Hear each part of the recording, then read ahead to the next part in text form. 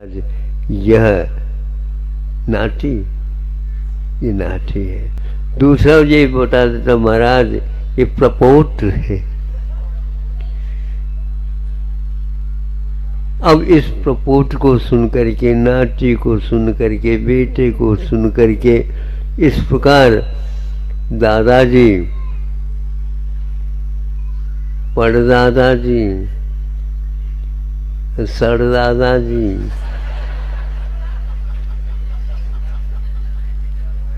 क्यों भैया? तो अब क्या करें बताओ? जितनी जितनी आप लोग उम्र बढ़ती जा रहे कह रहे, यह एक परिणाम होता जा रहा। तो हमने भी इसमें शामिल होते हुए मांग की है, वो सुनाना चाहता हूँ। सुनाओ? हाँ, ध्यान से सुनियो। जीना तो चाहूं, जीना तो चाहूं, बहुत अच्छा लगता है हमें।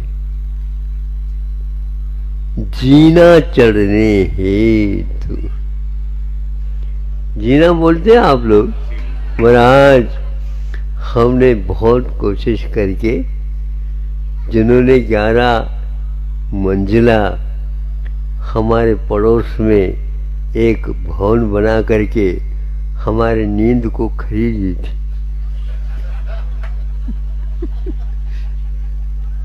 सुन रहे हो? थोड़ी सी घुमावदार बोलता हूँ। आप जहाँ कहाँ घूम रहे ये तो कम से कम देख तो लो। इतना खर्च किया जा रहा है वहां पर। बॉम्बे से आए हैं, राजस्थान से आए हैं, वहां से आए हैं।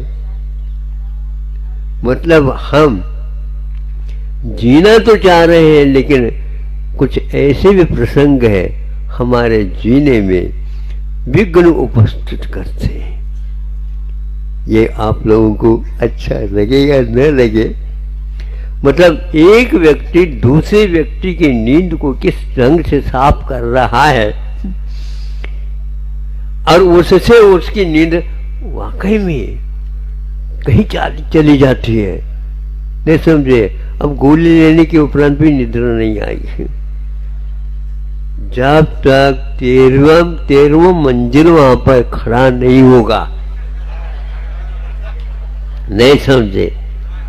अब 13वां मंजिल खड़ा हो गई है तो जिसने 11 किया था उसकी नींद चली गई।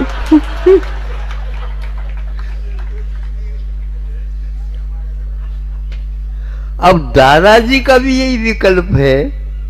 कोई बात नहीं, हम प्रायकर सुनते हैं, ऐसे क्यों? वृद्धों को नींद कम आती है।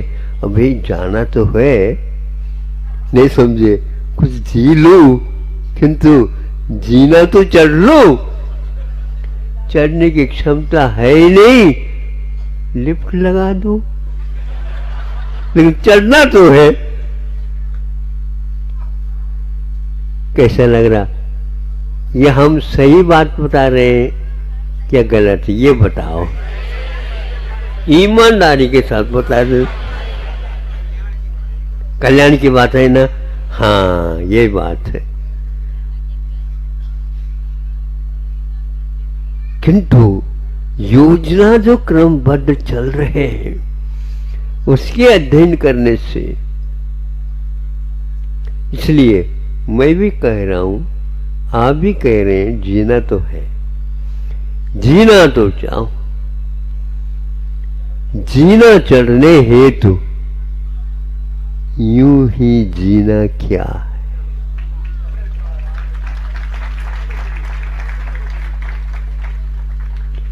चाहे करोड़पति हो, चाहे अरबपति हो, चाहे आगे के पति हो, चाहे पीछे के पति हो, कोई भी हो, सैकड़ा वाला भी आनंद भी है और कई सैकड़ा अरब और खरब वाले भी क्या हो रहा है, क्या व्यतीत हो रहा है। डॉक्टर साहब नाड़ी के फड़कन तो थोड़े देख लो। डॉक्टर साहब कहते हैं आपकी नाड़ी है तो हमारी नाड़ी, लेकिन बीच में तो हमारी नारी आई है।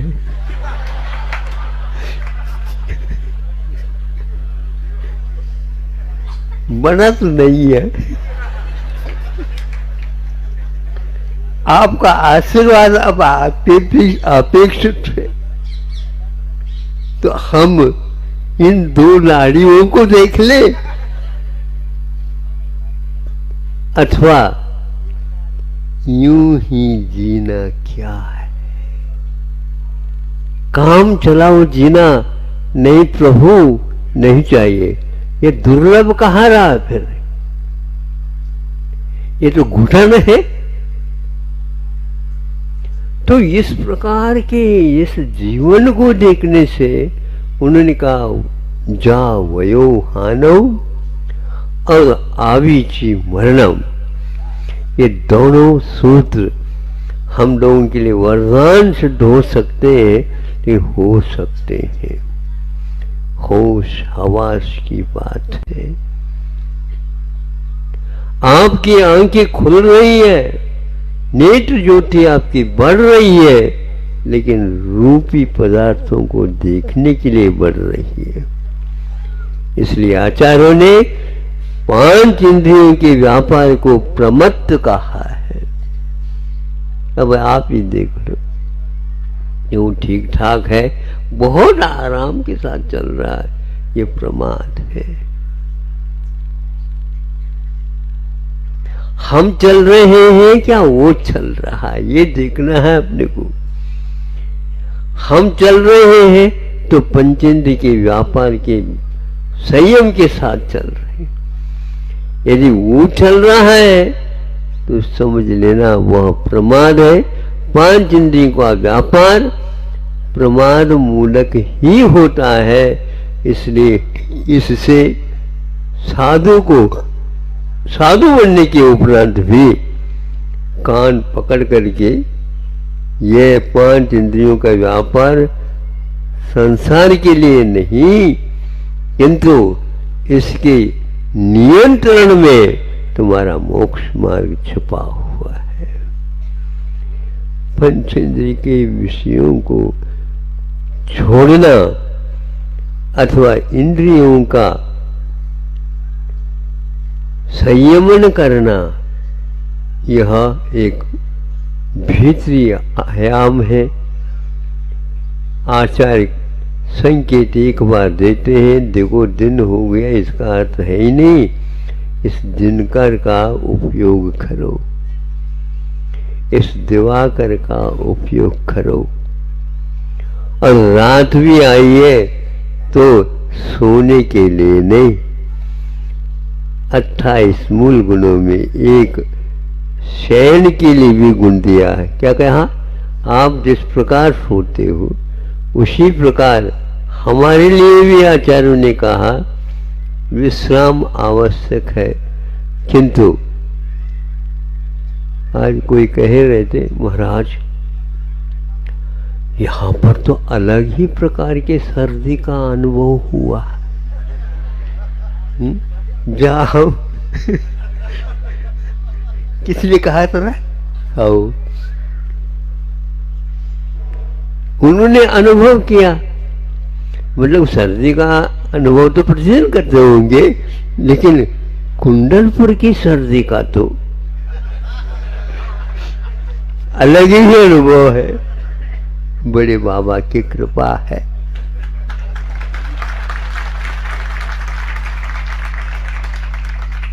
अब यहाँ के लोग यदि मान लो प्रबंध करना चाहें, क्या करेंगे बताओ? कैसे करेंगे? इसीलिए बड़े बाबा को याद करके 24 घंटे की रात को नहीं समझे, सुना 1 बजे 1 रह गया था। कौन से क्या 1 रह गया था? तापमान।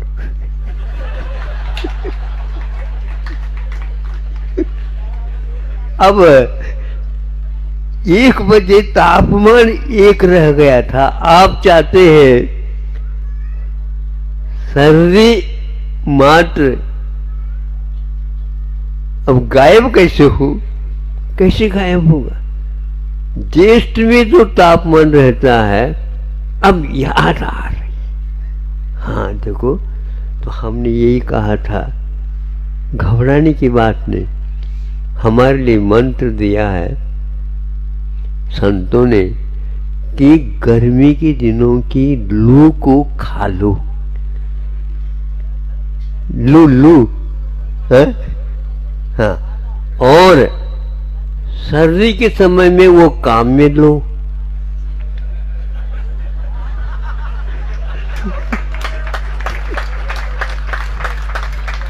चर्चा के दौरान गुरुजी ने राजस्थान में कहा, ये मंत्र है, गर्मी के समय पर लू खा लो अच्छे ढंग से, और सर्दी के समय पर सर्दी से संघर्ष करो। और फिर भी वह सर्दी अपना परिचय दे देते, तो क्या है? अरे हमने तो सर्दी को पकड़ करके मुट्ठी बांध ली। बांध लो, मुट्ठी बांध लो, अच्छे ढंग से मान लो, खोलो नहीं, सामायिक ठीक हो जाएगा। पक्का, ये बिल्कुल पक्का। हाँ। तो इस प्रकार हम मुनि होने के उपरांत संयत होने के कारण अथवा इंद्रियों की ओर न जाकर के ज्ञान नेत्र को खोलने से यह ज्ञात होता है, नहीं तो यूं ही जीना क्या है। निकल रही है एक एक एक एक निश्चिक निकल रहे, आवीची मरण कहा। एक एक एक एक लहर जैसे निकलती है, लौट करके नहीं आती। आयु कर्म के निषेक निकलते हैं, बुद्धिमान आयु भोगने में आ रहा है। आगे का बंद भली कर लिया हो तो भी काम में नहीं आएगा, उसकी फलश्रुति अलग रहेगी।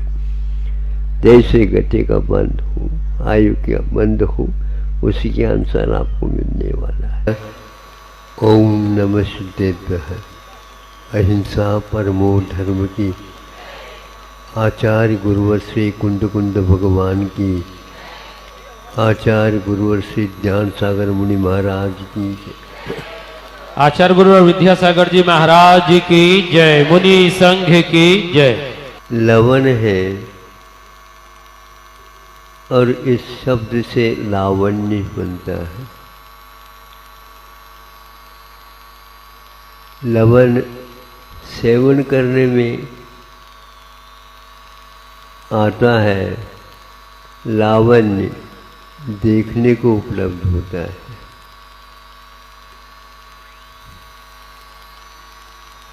लवन से लावण्य क्यों बना, एक चिंतनीय विषय है। लवण रस है, लेकिन कोई भी नहीं खाता। लवण रस है, किंतु उसको जिसने त्याग नहीं भी किया वो भी नहीं खा सकता। समय सार में इसकी महिमा गाई है।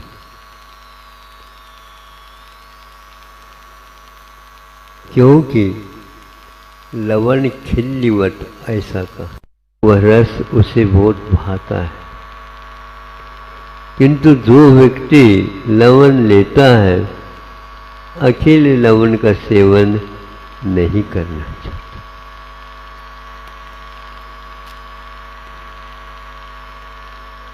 गृहस्थ का और श्रवण का और श्रावक का लगभग ऐसा ही स्वभाव है। रस के बिना श्रावक रहना नहीं चाहता और रस के साथ श्रमण कुछ लेना नहीं चाहता। क्यों नहीं लेना चाहता? तो अमृतन सूरी ने कहा है, इसलिए नहीं लेना चाहता, स्वभाव का आस्वादन ज्ञानी लोग ही ले सकते हैं, और विभाव वाले हम भाव भले ही करें किंतु वो उनकी वश की बात नहीं। लवण देखने को तो बहुत सफ़ेद अच्छा लगता है, शक्कर के सामने रखने से दोनों में से भेद ही समाप्त हो जाता है। किंतु शक्कर को तो फिर भी ले ले अकेले, किंतु लवण को अकेले लेना कोई भी पसंद नहीं। तो उसको क्यों उदाहरण के रूप में रखा वहां पर समय सार में? पंचेंद्र के विषयों के माध्यम से बहुत जल्दी तत्व सामने आ जाता, क्योंकि अनंत काल से परिचय हुई है।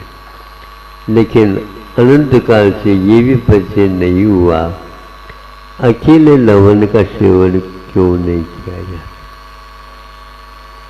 उन्होंने कहा कि लवण का स्वाद तो लवण ही है।